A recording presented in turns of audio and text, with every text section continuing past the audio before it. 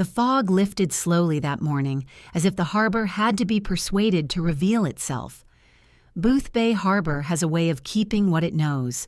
The mist comes in heavy from the Atlantic, settles low over the water, and turns boats into silhouettes. It makes distance uncertain. It makes memory unreliable. When the fog thinned, I heard Harold's voice again for the first time in 30 years. Not in the air, not like a haunting. In the quiet place behind my ribs where he used to store his warnings. I was standing outside Harbor Light Cafe, fingers wrapped around a paper cup gone cold. The bell above the cafe door chimed every few minutes as fishermen came and went, boots damp, voices low. None of them looked at me for long. I had been gone too long to belong easily. The harbor lay ahead, steel gray and patient. Lobster boats rocked against their moorings. Gulls circled without urgency. Beyond the line of working docks, beyond the buoy markers, the open water began. That was where the USS Milton had disappeared. Officially, it sank during a storm in October of 1979. Officially, the seas were violent. Structural failure, rapid flooding, a tragedy at sea. Officially, there were no survivors. Harold never used the word tragedy. He said accident too quickly becomes excuse. He had been a Navy mechanic. He trusted metal fatigue reports more than press briefings. He trusted torque specifications more than admirals. The ocean doesn't invent lies, he used to tell me while adjusting the carburetor in his garage. But men do, and they bury them deep. I was 8, the first time he mentioned the Milton. 12, the first time I realized he wasn't telling me everything. He died in January, cardiac arrest, clean and sudden, like a switch flipped. He had been sitting at his kitchen table with a mug of black coffee and a folded newspaper. The paramedics said he likely didn't feel much. I stood in the same kitchen 3 weeks later, sorting through drawers that smelled like motor oil and old cedar, when I found the copy of the contract. Lieutenant Thomas Kernan. The signature was firm. The ink had faded but not surrendered. Across the top of the document was a designation stamped in red, North Star. At the time, I didn't understand its weight. I only understood Harold had kept it, and Harold did not keep paper without reason. The envelope at Harbor Light Cafe came months later. The waitress, Eleanor's granddaughter, recognized me before I recognized her. She wiped her hands on her apron and slid the envelope across the counter without ceremony. "He told us if you ever came back alone," she said, "we were to give you this." No smile, no curiosity, just compliance. Outside, the fog was lifting, slowly, reluctantly. My name was written in Harold's block handwriting, measured, upright, as if each letter had passed inspection. Inside was a single card, one word, North Star. The sight of it steadied me. I had heard that word once before, spoken in a tone that did not belong in our kitchen. I was 12. I had been told to go to my room. I did not. I stayed on the stairs, where the banister cast shadows that could hide a child who understood the value of silence. Lieutenant Kernan stood near the sink, his civilian jacket folded too neatly over a chair.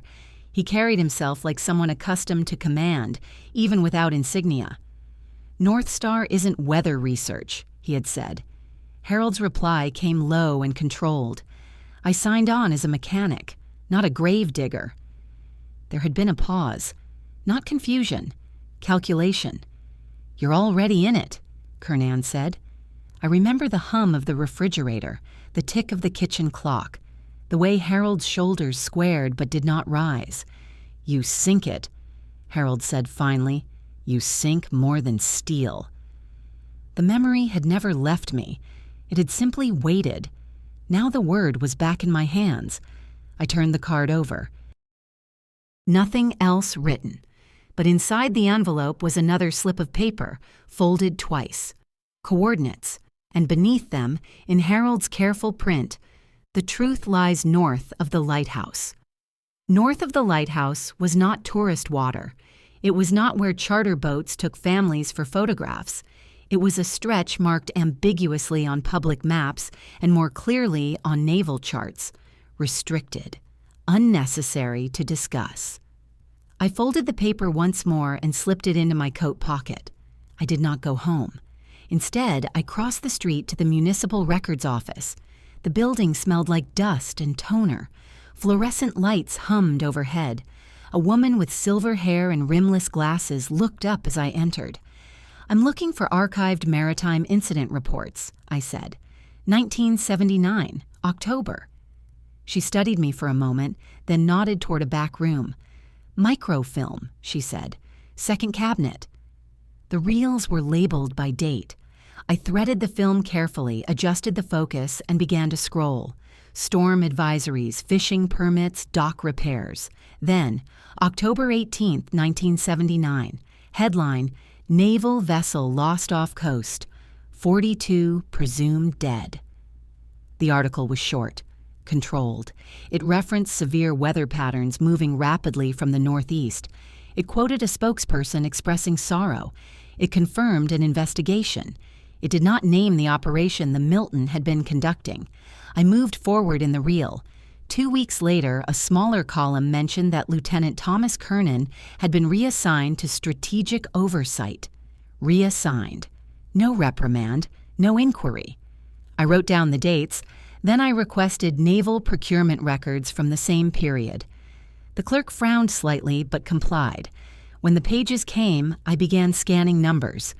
2 months before the sinking, a series of unusual supply acquisitions had been logged under Milton's registry. Reinforced containment units, additional ballast modifications, secured storage rated beyond standard maritime transport needs.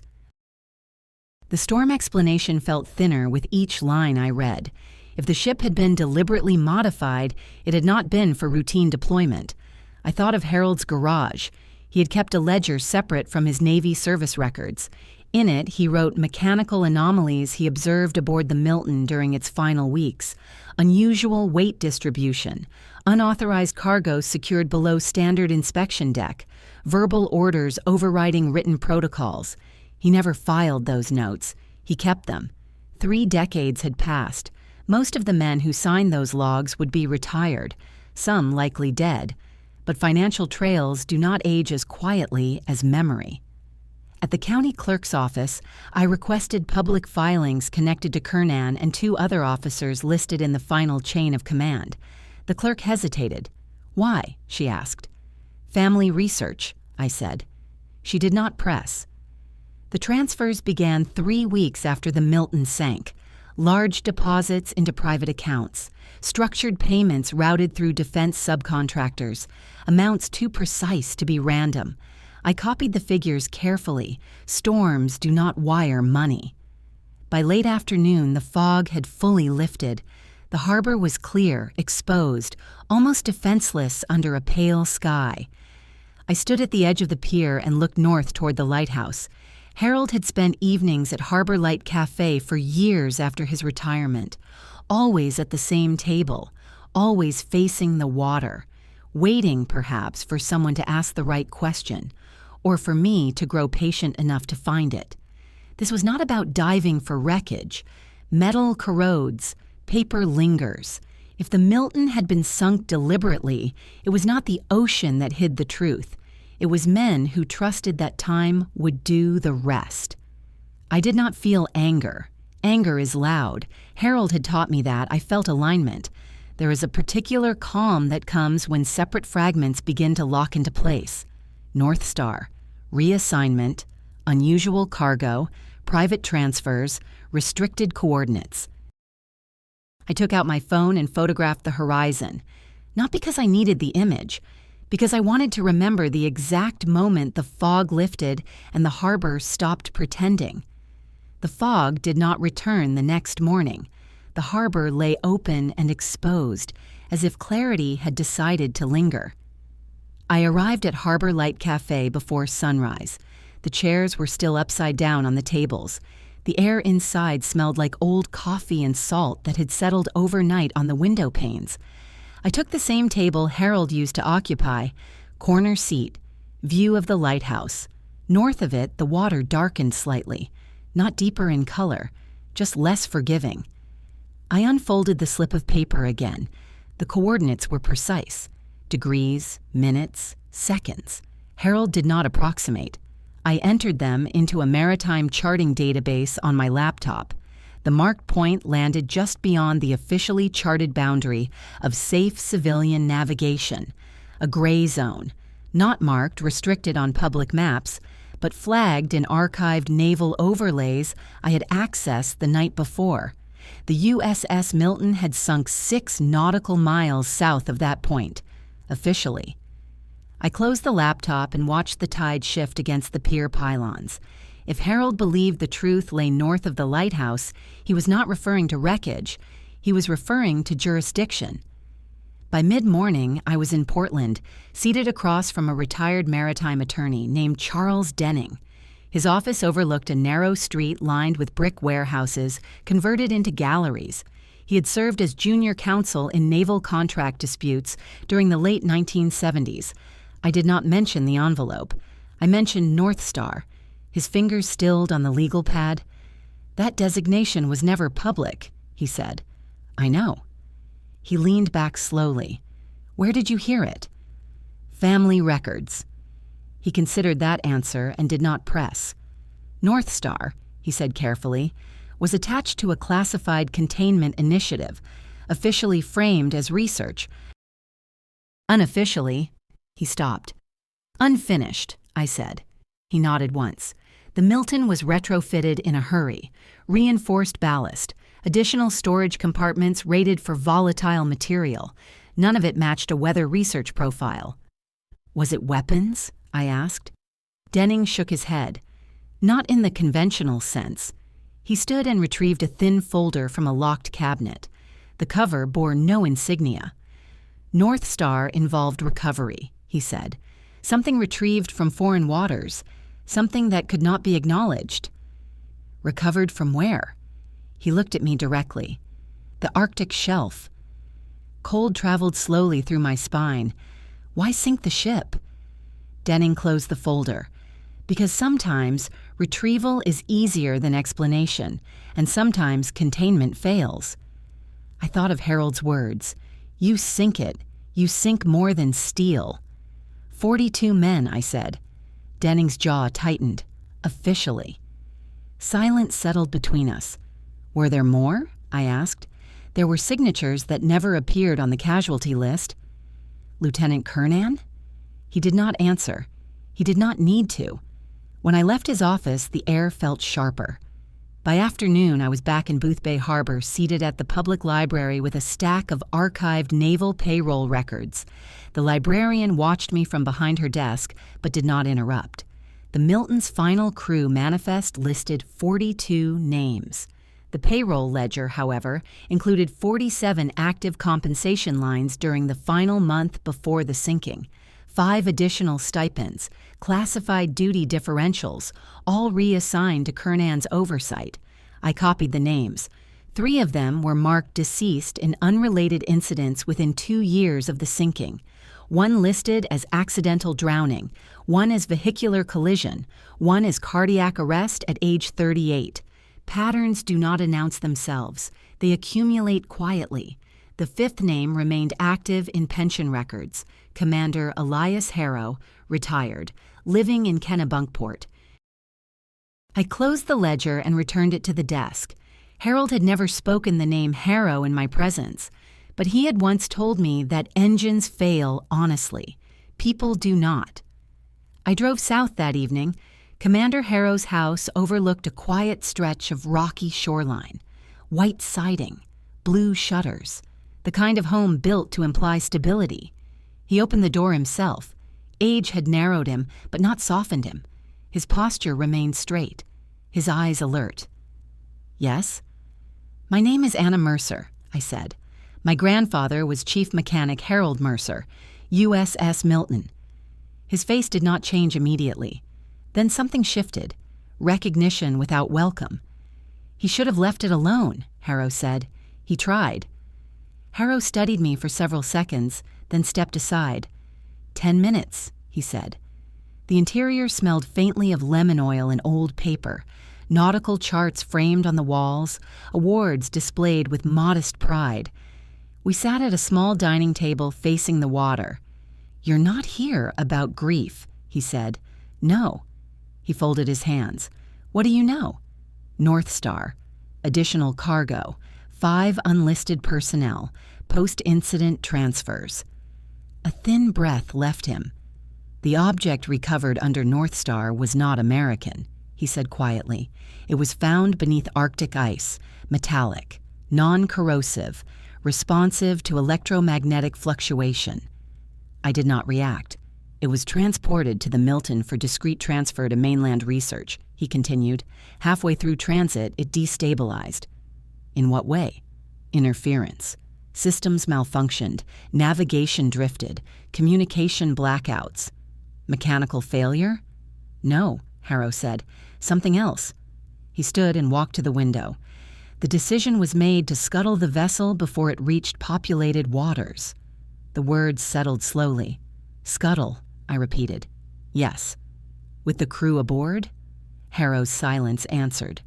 47 men, I said. "Containment," he replied. I watched the tide roll against the rocks outside his window. Why were 5 names omitted? Because they were never officially there. And the payments? Compensation for silence. I thought of the deposits, the structured transfers. Harold refused, Harrow said quietly. He demanded the object be offloaded before destruction. And he was transferred. Luck that didn't feel like luck. "You agreed," I said. Harrow's jaw tightened. "I obeyed orders." "Men died." "Yes." His voice did not rise. It did not break. "They told us it would prevent greater loss," he said. "And did it?" He did not answer. When I stood to leave, he did not stop me. "You won't find wreckage north of the lighthouse," he said. "I'm not looking for wreckage." Outside, the sky was turning the pale color of steel before nightfall. Containment, scuttle, compensation. The sea had not claimed the Milton. Men had. I returned to Boothbay Harbor under a sky without fog. The lighthouse beam cut clean arcs across open water. North of it lay the coordinates Harold had left me. Not a grave, a boundary. There are truths that remain submerged because exposure would implicate more than history. The question is not whether the ocean keeps secrets. It is who benefits when it does. Have you ever uncovered a truth that required more restraint than anger? Would you have confronted him or continued collecting facts? If you want to see how this ends, stay with me. I did not go to the coordinates the next day. I went to the courthouse. The Knox County building sits back from the road, brick faded by salt air, flags lifting and settling in the wind. Inside, the floors carry every footstep longer than they should. Sound lingers there. So do records. I requested incorporation filings from 1978 through 1982, connected to 3 names: Thomas Kernan, Elias Harrow, and a defense subcontractor listed in the Milton supply chain, Armitage Marine Systems. The clerk did not look surprised. She only asked for identification. Paper accumulates quietly when people believe no one will read it. Armitage Marine Systems had dissolved 2 years after the Milton sank. Its assets were absorbed into a private holding company registered in Delaware. The holding company's board included Kernan. Harrow was listed as a consultant for 18 months. The transfers I had traced earlier now had direction. Containment had not ended at sea. I copied the registration numbers and drove back to the harbor before dusk. Harold's house stood at the edge of town, cedar shingles silvered with age. I had not sold it. I had not rented it. It waited the way he did, without complaint. Inside, the air still held faint traces of oil and coffee. I went to the garage. His workbench remained exactly as he left it. Tools aligned, rags folded, a ledger tucked beneath the corner of a vise. I pulled it free. He had written dates without commentary, observations without adjectives, torque inconsistencies, unauthorized compartment seals, electrical interference patterns recorded during the Milton's final dry dock inspection. On the last page, one sentence stood alone. "If they sink her, it won't be the storm." Beneath it, a smaller note. "North Star not stable.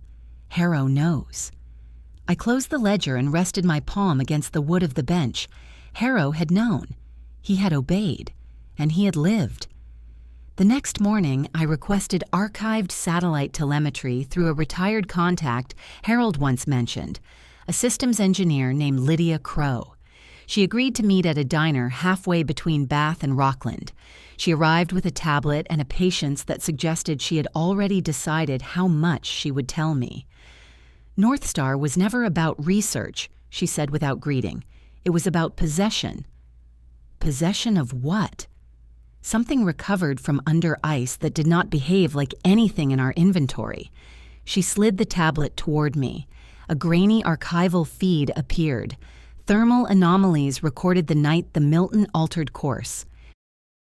"The official report says storm drift," I said. "Yes," she replied, "but the drift was internal." She zoomed in. Electrical systems on board the Milton had spiked minutes before its final transmission. Not from lightning, not from wave impact, from inside the hull. "The destabilization Harrow mentioned," I said. Crow nodded. "They were instructed to scuttle before reaching the shipping lanes. With 47 men aboard." She met my eyes. "They calculated risk to population density." I absorbed that without comment. "Why leave evidence?" I asked. "Payroll discrepancies, transfers." "Because they assumed time would erase context," she said, "and because no one expects a mechanic's granddaughter to follow procurement ledgers." Silence settled between us. "Is the object still there?" I asked. Crow considered the question carefully. "No," she said. "It was extracted before detonation." "Extracted where?" She did not answer directly. "North of the lighthouse," she said instead. The phrase did not feel metaphorical anymore. Restricted waters beyond the beam. I left the diner and drove straight to the marina. A charter captain named Miles agreed to take me out before dawn the following morning. He did not ask why I wanted to cross into the gray zone. He only checked the weather. The sea was calm when we left the harbor. The lighthouse beam faded behind us. North of it, the water changed texture, not visibly rougher, just less forgiving. Miles cut the engine at the coordinates Harold had written. The boat rocked gently. "There's nothing here," he said. I looked at the surface. The sea does not advertise what lies beneath. "Hold position," I said. I lowered a sonar scanner I had rented in Portland. The screen flickered with depth readings. Gradual slope. Then something unnatural. A rectangular structure. Not wreckage. Anchored. Deliberate. "Military?" Miles asked quietly. "Yes." It was not large enough to be a vessel, more like a submerged containment platform. Industrial. Functional. A retrieval site. North Star had not ended with scuttling. It had continued here. I marked the coordinates precisely and photographed the sonar readings. We did not linger. Back on land, I contacted a Federal Maritime Oversight Office with a packet of documentation, procurement anomalies, payroll discrepancies, corporate transfers, telemetry spikes, sonar imagery. I did not accuse. I requested formal review. 2 weeks passed, then 3. Silence from official channels. Not denial, not acknowledgement, just delay. So I widened the circle. I sent copies to a Congressional Ethics Committee and a naval historian specializing in Cold War maritime operations. Systems resist exposure, but they are not immune to pressure. On the 4th week, I received a call from Washington. A measured voice informed me that an internal review into historical containment procedures had been reopened. No apology, no admission, just language that suggested doors were no longer sealed. 3 months later, an announcement was issued quietly. Declassification of North Star operational records. Acknowledgement of strategic maritime scuttling under emergency containment authority. 47 names were read publicly for the first time. Harold's was not among them. He had refused. He had lived with the silence instead. Commander Harrow resigned from 2 advisory boards within a week of the announcement. Kernan's estate declined comment. Armitage Marine Systems no longer existed to answer questions. The submerged platform north of the lighthouse was dismantled within 6 months. No ceremony marked its removal. The sea returned to uniform gray. I stood at Harbor Light Cafe the morning the fog rolled back in. The lighthouse beam cut through it, steady and unbothered. I did not hear Harold's voice that day. I did not need to. His ledger lay on the passenger seat of my car, its final page no longer solitary. 47 men were no longer contained by silence. This was never about revenge. It was about names. It was about refusing to let a storm absorb what had been deliberate. The harbor resumed its rhythms. Boats left. Boats returned. Tourists asked about lobster prices and lighthouse tours. Nothing appeared altered. But some absences had been corrected. Have you ever chosen patience over confrontation and found it more decisive? Would you have gone to the water or stayed with the documents? If this story stayed with you, tell me what you would have done. And stay for the next one. The fog returned the morning the letters were delivered. Not thick, not dramatic, just enough to soften the edges of the harbor and blur the line between water and sky. I was at Harbor Light Cafe again, seated where Harold used to sit, when Eleanor's granddaughter placed a stack of envelopes beside my coffee. "No return addresses," she said quietly. "Came through different post offices." I nodded. Systems do not like exposure.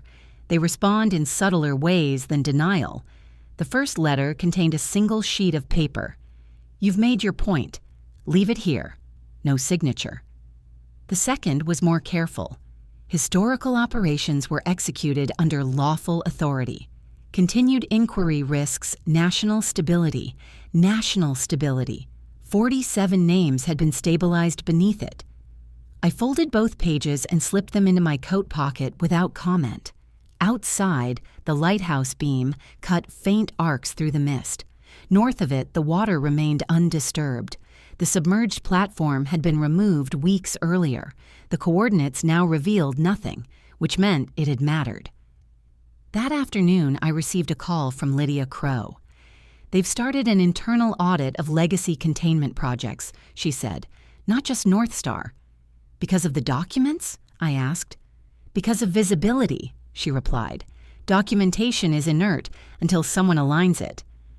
I watched a trawler move slowly toward open water. "They underestimated patience," she added. "Yes," I said.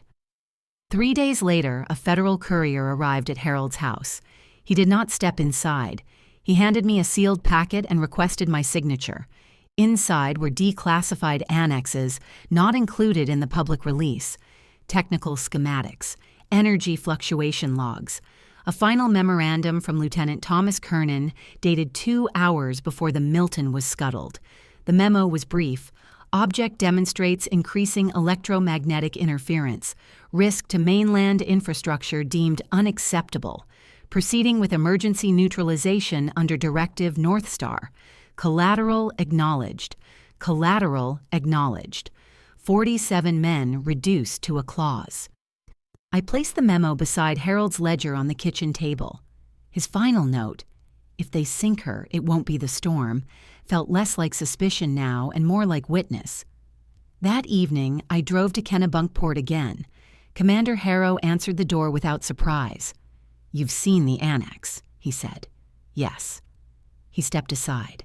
The same charts lined his walls, the same careful arrangement of artifacts from a career that had once felt structured. "They've reopened everything," he said. "They've corrected the record." He nodded once. "Do you feel vindicated?" he asked. "No." He waited. "I feel finished," I said.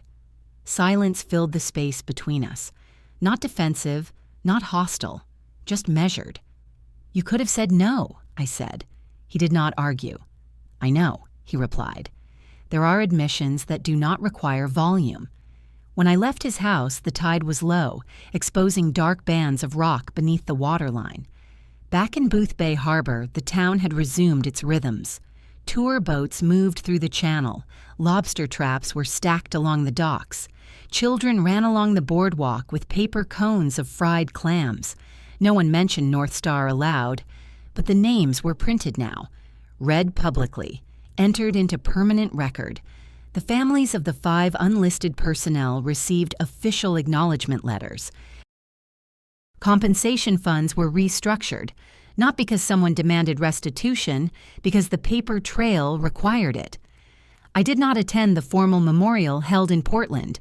Crowds prefer ceremony. Harold preferred accuracy. Instead, I stood alone at the edge of the pier, north of the lighthouse at dawn. The fog was thinner than before. It drifted in low sheets across the water, dissolving as the sun rose. I read the 47 names quietly, one by one, not as accusation, as restoration. The sea did not respond. It never does. But absence has weight, and when it is named, it shifts. Weeks passed, the letters stopped, the calls diminished.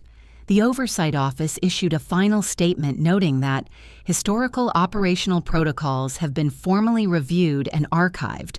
Archived, not erased. That distinction matters. Harold's house felt different after that. Not lighter, just complete. I boxed his tools carefully, left the garage exactly as he had maintained it, and placed the ledger in a fireproof case.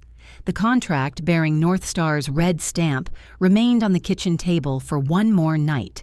Then I sealed it with the annex documents and sent copies to the National Maritime Archive, not to expose, to ensure permanence. On my final morning in Boothbay Harbor, I returned once more to Harbor Light Cafe. Eleanor's granddaughter poured my coffee without asking. "It's quieter now," she said. "Yes." "Was it worth it?" I considered the question. "It wasn't about winning," I said. "It was about naming." She nodded, as if that made sense. Outside, the lighthouse beam turned off with daylight. The fog lifted gradually, revealing the open Atlantic beyond. I did not hear Harold's voice again. I did not need to. The sea was not hiding a storm's secret. It had been hiding a human one. And human secrets, unlike storms, can be recorded. I left Boothbay Harbor without ceremony. Some endings are not loud. They are precise. Have you ever carried someone else's unfinished truth until it became yours to complete? Would you have stopped at acknowledgement or gone further? If this story stayed with you, share what you would have done and stay for the next one. The call came on a clear morning. No fog, no theatrics. Washington number, unlisted. I answered on the second ring. "Ms. Mercer," the voice said, calm and carefully neutral, "we appreciate your cooperation during the review process. There's just one final matter." There always is. They requested a meeting in Boston. Private. Administrative clarification regarding declassified material. I agreed. Not because I trusted them. Because I was finished avoiding rooms. The building was glass and steel, polished floors, controlled temperature, the kind of place where decisions are made without visible fingerprints. 2 men and 1 woman waited at a conference table. No insignia, no introductions beyond first names. A folder sat in front of me, thin. "This is a standard confidentiality reinforcement," the woman said, "given the sensitivity of North Star's residual implications." Residual implications. 47 men had become implications. I opened the folder. It wasn't a gag order, that would have been crude. It was a voluntary compliance statement.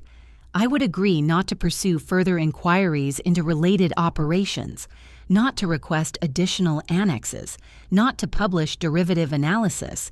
In exchange, there would be no formal objection to my grandfather's posthumous commendation. There it was, a trade, silence for honor. I read the document once, then again. "Is there an objection?" one of the men asked. "No," I said. They relaxed slightly. "I won't be signing." The room cooled by a degree.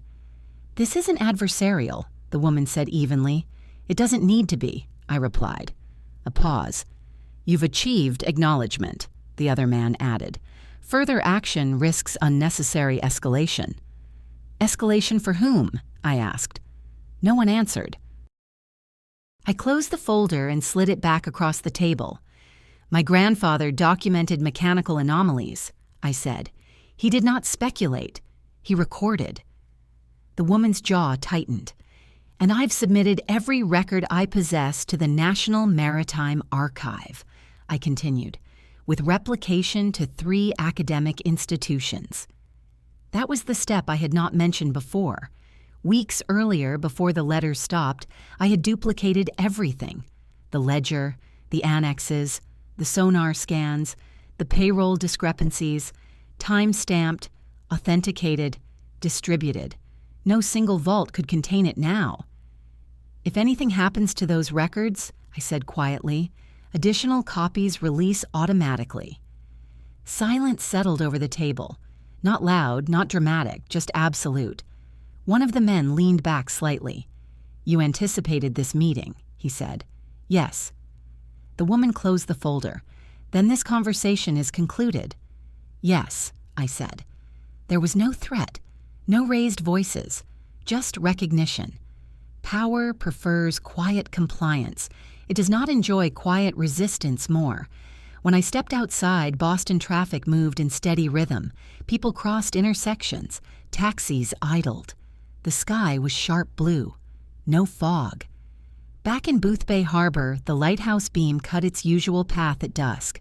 I stood at the pier one last time before leaving for good.